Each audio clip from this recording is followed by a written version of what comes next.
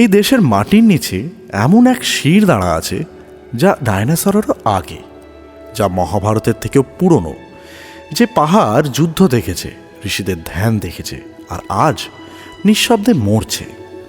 আপনি যদি ভাবেন হিমালয় ভারতের সবচেয়ে প্রাচীন পাহাড়, তাহলে একটু থামুন।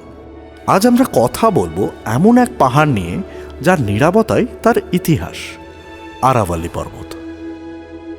এই পাহাড় কোনো ট্যুরিস্ট পোস্টকার্ড নয়, এটা কোনো হলিডে ডেস্টিনেশন নয়, এটা ভারতের সবচেয়ে প্রাচীন পাহাড়ি ব্যবস্থা, প্রায় 350 থেকে 400 কোটি বছর পুরনো।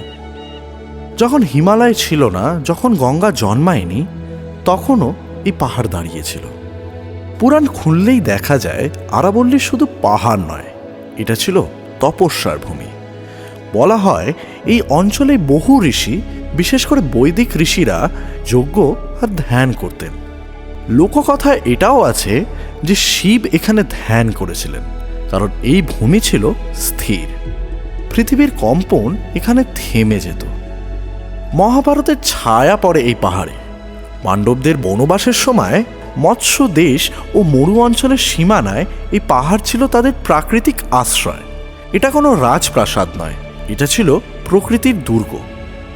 এবার আসি ইতিহাসের পাতায়। আরাভাল্লি মাউন্টেন্স একসময় ভূমধ্যসাগরীয় পাহাড় ছিল, উঁচু, শক্ত, আগ্নেয়। কিন্তু কোটি কোটি বছর ধরে বাতাস, জল আর সময় একে ক্ষয় করেছে। এই পাহাড়ই একসময় থার মরুভূমিকে আটকে রেখেছিল। যতদিন আরাভাল্লি শক্ত ছিল, মরুভূমি এগোতে পারেনি। কিন্তু যখন পাহাড় ক্ষয় হলো, মরু এগিয়ে এলো। ইতিহাস খুব কম জায়গায় প্রকৃতি আর মানব ভবিষ্যৎকে এভাবে একে অপরের সঙ্গে বাঁধে।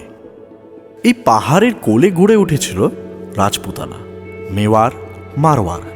এই রাজ্যগুলোর প্রাকৃতিক প্রতিরক্ষা ছিল আরাভাল্লি। শত্রু আসার আগে পাহাড়ই ছিল প্রথম প্রহরী। এবার যদি আমরা দিল্লির দিকে তাকাই, তাহলে এই পাহাড় না থাকলে উত্তর পশ্চিম থেকে আক্রমণ আরও সহজ হতো।